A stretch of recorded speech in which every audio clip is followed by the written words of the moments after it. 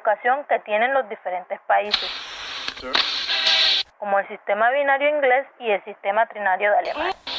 Estos tipos tienen su propio show de televisión. ¡Miren esto! Este es el podcast de Cátedra Institucional. Lo siento, hijo, pero tengo que ver un programa del ambiente universitario. Cátedra Podcast. Siempre quise ir a la universidad. Muy buenas a todos los que nos están escuchando a esta hora, como siempre, en un episodio más de Cátedra Podcast. Mi nombre es Oliver Vélez y hoy tenemos un nuevo episodio de Cátedra Podcast. Como saben bien, hemos venido hablando sobre la Universidad Latinoamericana ante los retos del siglo XXI.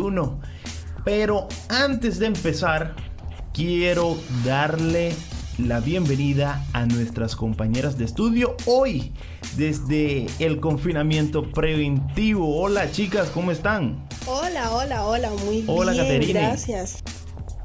Así como tú lo dices, desde casa, saliendo solamente cuando es estrictamente necesario. Así es. Hola Tatiana. Sí. Hola Oliver, ¿cómo estás? Espero que todas las personas que hoy nos están escuchando también se encuentren muy bien. Saludos a todos. Qué bien. Hola Juliet, ¿cómo estás?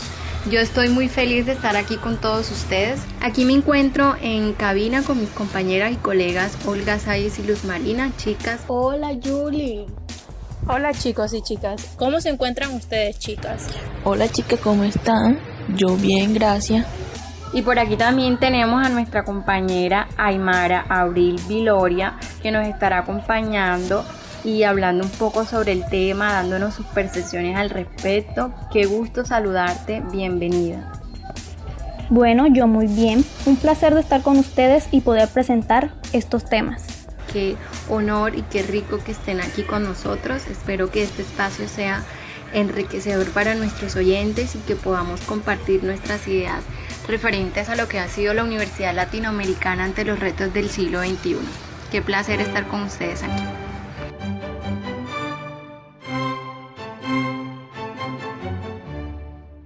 Bueno, entremos en materia.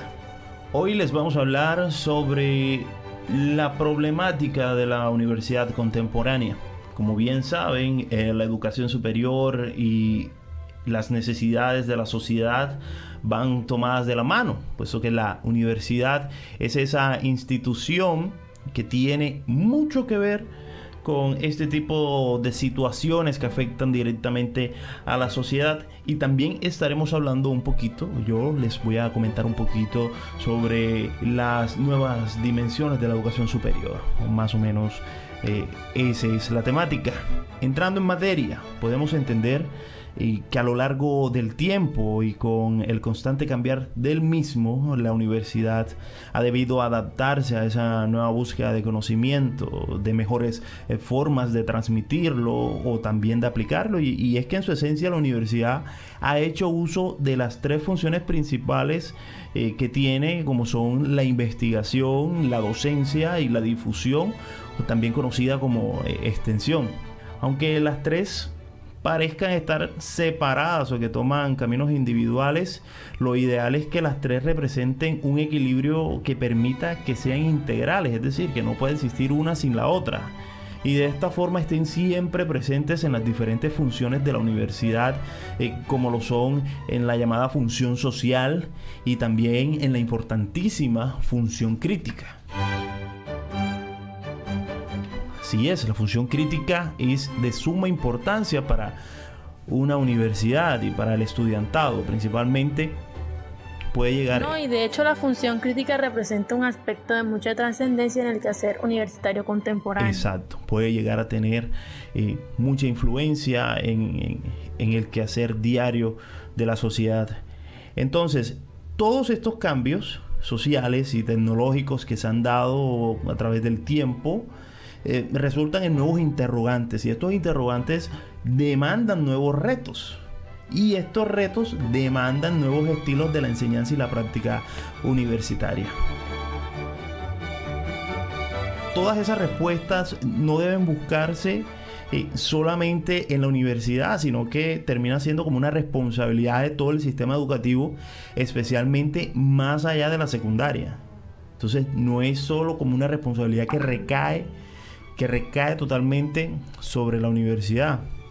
Entonces las funciones de la universidad entran a tomar también una nueva dimensión, que son estas funciones de investigación, docencia y difusión.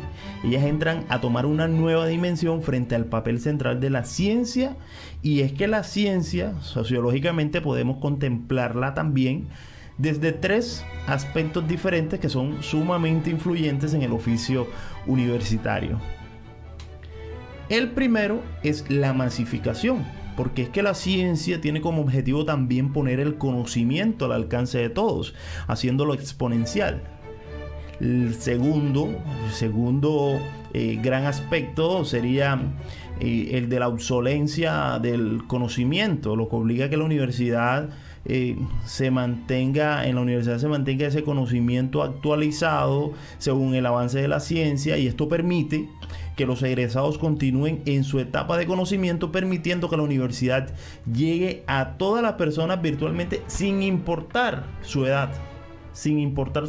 Los egresados, como el conocimiento de cierta manera va quedando obsoleto gracias a la ciencia, los egresados tienen que continuar sus estudios, y la universidad entonces ahí debe reformarse, o se debe reformar para brindar esos nuevos conocimientos. Y por último, la ciencia tiene un papel importantísimo como parte del desarrollo integral de la sociedad.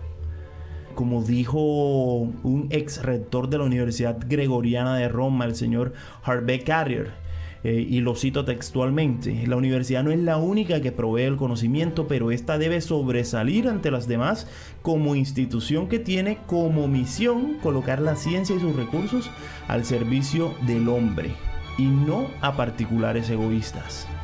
Como decíamos anteriormente, la universidad no es la única responsable de todo esto. Entonces existen unos subsistemas nacionales de educación postsecundaria que también tienen bastante que ver en este tema. Aquí está la compañera Sanjis Corpas, que nos va a hablar sobre eso. Así es, Oliver. Hablándole un poco sobre los subsistemas nacionales de educación postsecundaria, se dice que en el mundo socialista eran muy pocos los ejemplos que podía darse de países que asumieran el planteamiento de educación superior, considerándola como un subsistema dentro del Sistema Nacional de Educación. De educación postsecundaria se concibe así como un todo, a la vez integrado y diversificado, que incluye la educación formal, la no formal, la educación permanente, la continua y la recurrente o de reciclaje. Aun cuando advierten de estos términos, no ha de corresponder a conceptos específicos. Esta amplia concepción de educación superior, ligada a su necesaria apertura, es una condición indispensable para que pueda satisfacer las extensas gamas de requerimientos que le plantea la sociedad contemporánea. Las instituciones y el gobierno se unen con un mismo sentido, para abrir las universidades, las facultades, las escuelas superiores a aquellas de una situación social desfavorable. Al mismo tiempo que se diversifican las instituciones y que se abren las puertas a estudiantes que no hubiesen jamás podido serlo algunas decenas de años. Se ponen esfuerzos para permitir a las universidades mantenerse a la altura de las exigencias que el progreso rápido de las técnicas y de la ciencia. La educación persigue la integración vertical y horizontal, siendo su principal objetivo es diseñar un subsistema flexible que amplíe las oportunidades de estudio. Hablando de educación postsecundaria, pues comprende tanto lo que algunos países denominan como educación media superior o intermedia profesional, como la superior no universitaria y la universitaria, sean de ciclos cortos o largos. La unidad diversidad de todo su sistema postsecundario. Generalmente, este aparece integrado por 2 grandes ramas: la rama propiamente universitaria de una parte y la que integra todas las otras formas de educación superior, como instituciones politécnicos, institutos tecnológicos, colegios universitarios, con programas de 2 o 3 años, etc. Bueno, ahora mi compañera Aymara Viloria le va a hablar sobre la ineficacia de las estructuras académicas tradicionales. En la época contemporánea, la sociedad estaba reforzando el cambio de las estructuras académicas tradicionales por su ineficiencia, haciendo un movimiento de renovación de la educación superior, centrándose en una gran flexibilidad estructural y curricular, teniendo como requisito la adaptación de sus programas a los procesos sociales y científicos, caracterizados por su constante cambio. La problemática radica en que se encontraba en una etapa de transición entre la educación superior elitista y la educación superior masiva. Las actuales estructuras académicas responden a la educación superior elitista. La homogeneidad de sus programas no les permite atender a la amplia gama de habilidades, intereses y motivaciones de una población estudiantil cada vez más extensa y heterogénea. Su apego a los sistemas formales les impide servir con eficacia a los propósitos de la educación permanente. La universidad requiere una urgente transformación, a tono con las necesidades de la sociedad. Las circunstancias actuales demandan estructuras y contenidos académicos nuevos e imaginativos. Puede decirse que hoy asistimos al fin de la educación superior elitista, porque el sistema de educación superior en su totalidad no podrá seguir descansando sobre ellas. Escuchas Cátedra Podcast. Como conclusión, nos enseñan que las nuevas instituciones son más receptivas al cambio y a la innovación que las antiguas. El cambio no se produce por la simple modificación de las estructuras. Hay estructuras que facilitan el proceso de innovación y otras que más bien lo dificultan.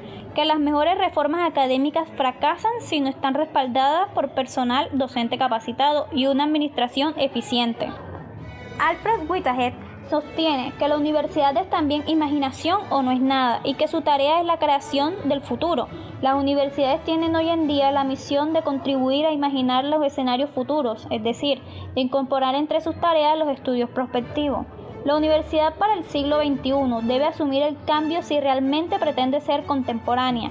El cambio exige reformar permanentemente sus estructuras, programas y métodos de trabajo. Las instalaciones en el futuro y la incorporación de la visión prospectiva harán que la educación superior contribuya a la elaboración de proyectos futuros de sociedad, inspirados en la solidaridad, en la equidad y el respeto al ambiente. No olvidemos que hoy en día las universidades no tienen el monopolio de las enseñanzas superior ni de la investigación. El conocimiento no solo se elabora en sus recintos, sino que buena parte de sí mismo se producen fuera de ellos. Y ahora, a continuación, Olga Ortega con el tema de la unidad y diversidad del subsistema, coordinación e integración de los subsistemas, carreras cortas de nivel superior. Muy buenas noches, Radio Escuchas. Mi nombre es Olga Ortega Palomino y estaremos tratando los siguientes temas. Primero, unidad y diversidad del subsistema, coordinación e integración de los subsistemas y por último, carreras cortas a nivel superior. En primera instancia tenemos unidad y diversidad del subsistema. Aquí se trata de integrar a la educación postsecundaria los subsistemas de manera que estos encajen y no interfieran entre sus modalidades y que se genere una unidad armónica. Pero a esto se le debe agregar las demandas que genera una educación a masas y una sociedad cada vez más compleja, buscando dejar atrás ese estigma sobre las carreras nobles y las menos nobles. Si bien se busca que el subsistema tenga un enfoque global, se debe respetar las diversas formas de organización de la educación que tienen los diferentes países, como el sistema binario inglés y el sistema trinario de Alemania. Escuchas Cátedra Podcast. Continuamos con coordinación e integración del subsistema. Independientemente de cuál sea la forma de organización que se tome, lo importante es que se asegure las distinciones de las diferentes modalidades, evitando el desplazamiento entre ellas. No es fácil de por sí eliminar o reducir el sistema.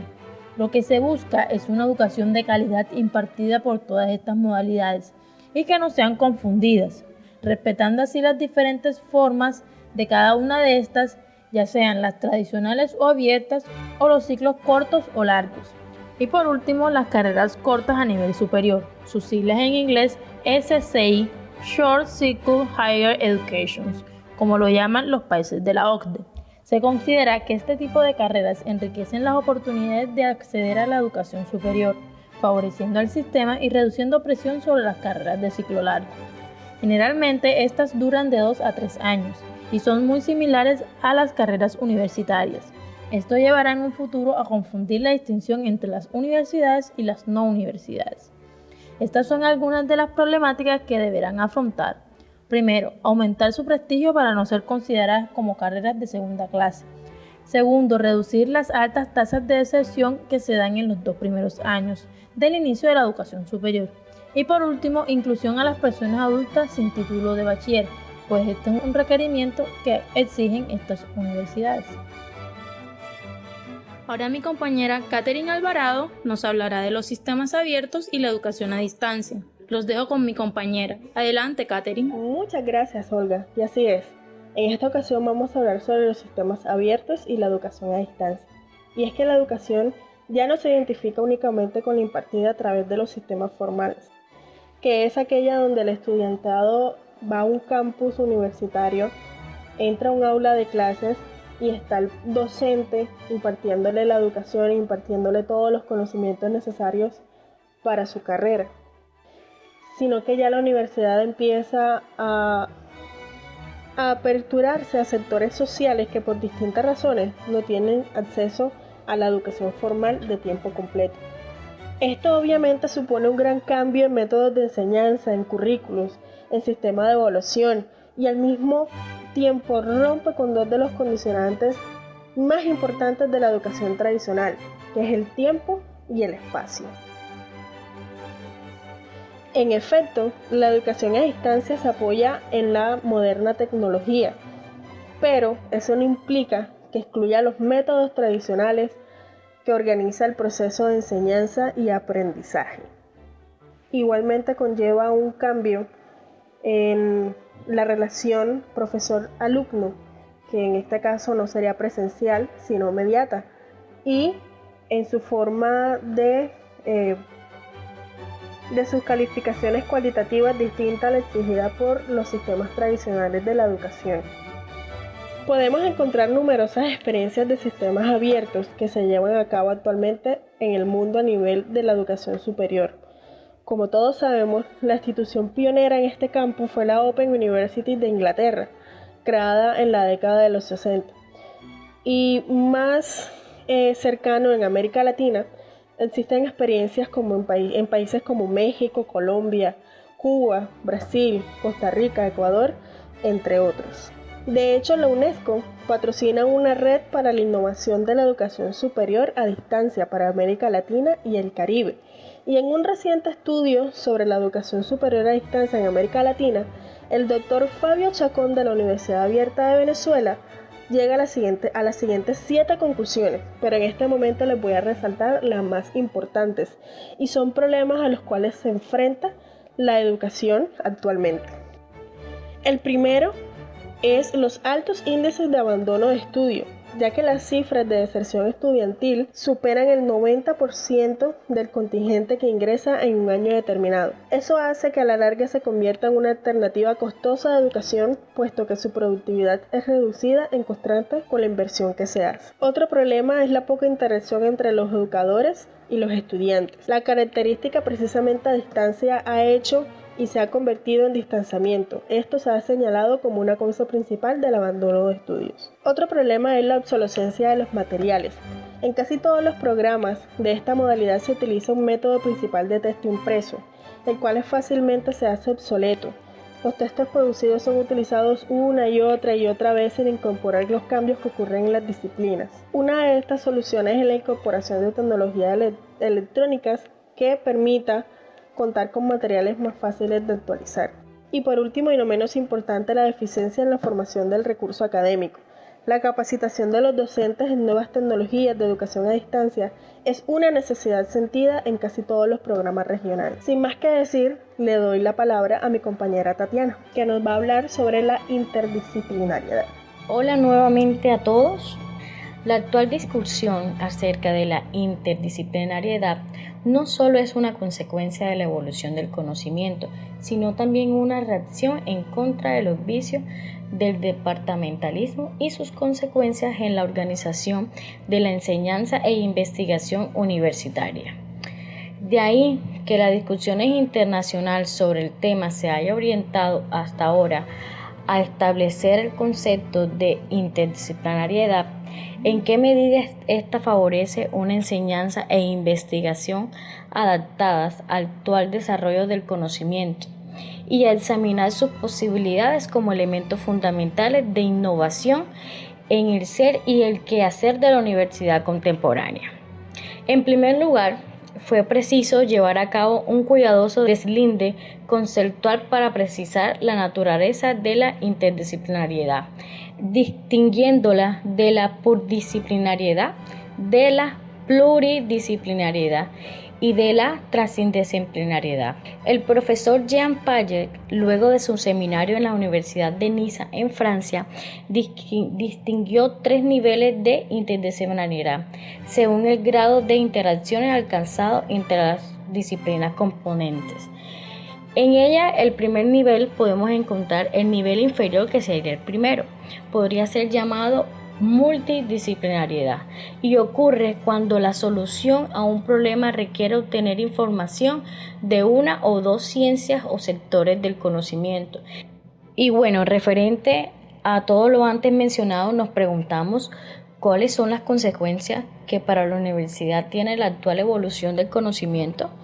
Pues el cambio creativo de la enseñanza universitaria y las investigaciones exigen cada vez con mayor esfuerzo un acercamiento a la enseñanza interdisciplinaria. Esto no plantea la necesaria destrucción de la enseñanza organizada por disciplina, sino de enseñar estas funciones de sus relaciones dinámicas con otras disciplinas y con los problemas de la sociedad.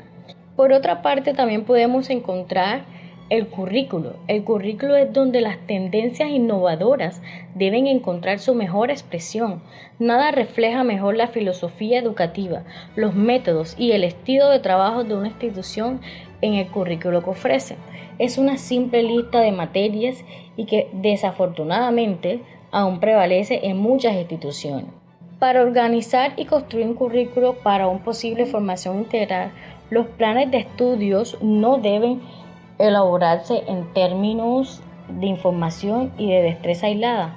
Han de construirse de manera que introduzcan a los alumnos tanto como sea posible en los aspectos interrelacionados de cada una de las formas básicas del conocimiento y cada una de las diferentes disciplinas. Deben estar conformados para alcanzar al menos en alguna medida de la gama del conocimiento en conjunto.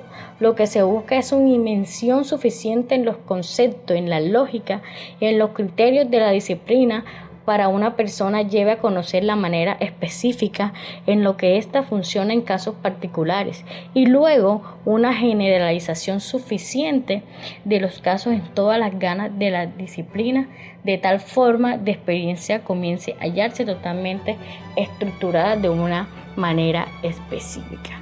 Entonces, espero les haya gustado estos 2 conceptos de los que acabo de hablar. Le doy asimismo la bienvenida a mi compañera Luz Marina. Luz Marina, ¿cómo estás? Espero que te encuentres muy bien. Un abrazo. Para todos, mi nombre es Luz Marina Gómez Arrieta. Hoy les estaré explicando un poco sobre la tecnología educativa. Esta siempre ha existido dentro de las universidades, aunque actualmente no se considera una innovación académica. Dentro de la tecnología educativa encontramos una división que se da entre los recursos y los medios que ésta ofrece, como los computadores, las máquinas, entre otros. Por otra parte, está el conocimiento de los procesos de enseñanza, ya que durante mucho tiempo estos medios causaron un impacto dentro de las universidades. Después, con el pasar del tiempo, la tecnología se consideró una ayuda para el aprendizaje. En la actualidad, el objetivo de la tecnología educativa lo encontramos en los medios, en la tecnología de la información y la comunicación, por lo que se utilizan para emitir, transmitir el acceso de conocimiento en todo el entorno de la educación. Es por eso que la tecnología en estos tiempos se dedica a la investigación, al manejo, a la utilización de las TIC de la educación. Dicho propósito se realiza con el objeto de mejorar los procesos de enseñanza y de aprendizaje en la educación. Mediante esto se han desarrollado muchos procesos para el desarrollo de los diferentes sectores de la educación. El enfoque no va direccionado en los medios de la tecnología, sino en un enfoque sistémico de la educación, empleando la combinación entre los medios tecnológicos y las personas para lograr una educación eficiente. Escuchas Cátedra Podcast. Por último, es importante mantener una continua renovación estableciendo nuevas estrategias y objetivos dentro del enfoque sistémico de la educación. También les estaré hablando sobre los principales problemas contemporáneos de la educación superior. Principalmente en la década de los 60 hubo un debate sobre el famoso Mayo francés de 1968. Mediante esta revolución que transcurrió en Francia, se transformaron ideas y valores morales, brindándole a la universidad un proceso de reforma, que fue un movimiento de proyección juvenil para democratizar y otorgar un carácter científico a la universidad. Sin duda, la sociedad mantuvo confianza en las universidades, pero al transcurrir 30 años más tarde, las falencias que se encontraban en las universidades, la comunidad las observaba como ineficiencias. Del mismo modo, se realizaron varios debates. El primer debate se llevó a cabo en el año 1995. Un ejemplo de este es la diversificación de los sistemas de educación superior y su vinculación con el sector productivo. Este tema fue centro de discusión porque los procedimientos que se desarrollaban en la educación superior se encontraban con falencias a la hora de tener un vínculo en el sector productivo. De antemano, la idea era transformar y cambiar esos modelos educativos que no funcionaban dentro de la universidad. Por otra parte, el debate contemporáneo, otro asunto a tratar, era la innovación y nuevas formas de enseñanza-aprendizaje. En este se planteó buscar nuevas maneras para enseñar, donde los docentes utilizaran otros procedimientos para impartir las clases, de la misma manera que el alumno se desenvolviera y tuviera una metodología diferente para aprender y adquirir esos conocimientos. Por consiguiente, en el debate actual se habló sobre la obsolencia del conocimiento y su impacto en los planes y programas de estudio. En este se buscaba un plan de mejoramiento en los conocimientos para que dejaran de ser anticuados y hubieran nuevos y mejorados planes y programas de estudio para ofrecérselos a la comunidad. Lo que se quería lograr con estos debates era examinar la situación actual y las perspectivas de la educación, haciendo énfasis en la calidad, las oportunidades que tuvieran y los financiamientos que se pudieran realizar dentro de la misma. Ahora los dejo con mi compañera Juliet García, que les va a hablar sobre un documento muy importante. Adelante, Juliet. Gracias de antemano por la invitación. Mi intención es compartir un poco sobre un tema de interés mundial, como lo es el documento de la UNESCO. Me han preguntado mucho de qué se trata y cuál es su finalidad. Este documento fue elaborado por la UNESCO después de una amplia consulta que incluyó a todas las regiones del mundo. Fue presentado en una conferencia de prensa que tuvo lugar en París el 1 de febrero de 1995. Y nos ofrece una síntesis de las principales tendencias de la educación superior en el mundo y también trata de formular una perspectiva para la UNESCO en relación con las políticas claves para este nivel educativo. Es entonces una contribución de la UNESCO sobre el amplio debate que actualmente tiene lugar sobre el papel de la educación en general, con especial referencia en el rol de la educación superior en la sociedad, señalando que la educación debe ser la conciencia de la sociedad, un lugar donde podamos tener una visión más amplia del mundo. Yo sé que muchos están interesados en saber cuáles son las tendencias de la educación superior durante el último cuarto de siglo, y según el documento de la UNESCO son 3 los desarrollos claves que ha tenido la educación durante este periodo. Podemos mencionar los siguientes: A. La expansión cuantitativa. B. La diferenciación de las estructuras institucionales y de los programas y formas de estudio.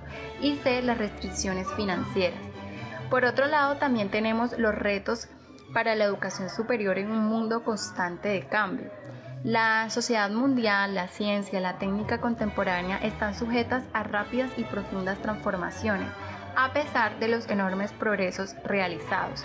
Señala el documento de la UNESCO que el mundo actual debe enfrentarse a tremendos problemas y desafíos dominados por los cambios demográficos debidos al fuerte crecimiento de la población en algunas partes del mundo. los estallidos de conflictos y contiendas étnicas, el hambre, las enfermedades, la pobreza, la carencia de vivienda, la desocupación, la ignorancia y los problemas relacionados con la protección del medio ambiente y los derechos humanos marcan un antes y un después en la transformación de la educación superior en la sociedad. Escuchas Cátedra Podcast. Por otro lado, tenemos una nueva visión de la educación superior. Para la UNESCO hay 3 elementos claves que determinan la posición estratégica de la educación superior en la sociedad contemporánea y su funcionamiento interno. Ellos son pertinencia, calidad e internacionalización. En conclusión, mis queridos oyentes, podemos decir que el documento se refiere a una de las innovaciones más interesantes que se han introducido últimamente en los procesos de enseñanza, aprendizaje, los módulos de conocimiento y los currículos modulares como una alternativa a los programas tradicionales. Otro aspecto sobresaliente con el documento de la UNESCO es su insistencia en subrayar que cualquier política educativa debe asumir el sistema educativo como un todo. Por lo tanto, la reforma de la educación superior debe tener presente su estrecha interdependencia con los demás niveles educativos. Esta coherencia deriva del hecho de que la calidad de la educación superior depende de los resultados de la labor de los niveles precedentes. De ahí que la UNESCO afirma que la educación superior tiene que asumir un papel conductor en la renovación de todo el sistema educativo. La UNESCO, comprometida con la idea de renovar la educación superior en el mundo, considera esencial que todos los sistemas educativos de educación superior tengan en cuenta esta nueva visión que podríamos llamar universidad dinámica o universidad proactiva. Como objetivo final de todo este proceso de cambio y desarrollo de la educación superior del que trata este documento, la UNESCO anticipa la urgencia de un nuevo pacto académico que coloca a las instituciones de educación superior en sus Estados miembros en una mejor posición para responder a las necesidades presentes y futuras del desarrollo humano sustentable. Bueno, y así finaliza nuestro programa el día de hoy. Estamos muy felices de haber compartido con ustedes, nuestros oyentes, haberles podido compartir toda la información que estuvimos investigando. Gracias por su sintonía y nos vemos en una próxima edición de nuestro programa. Un abrazo para todos y feliz día.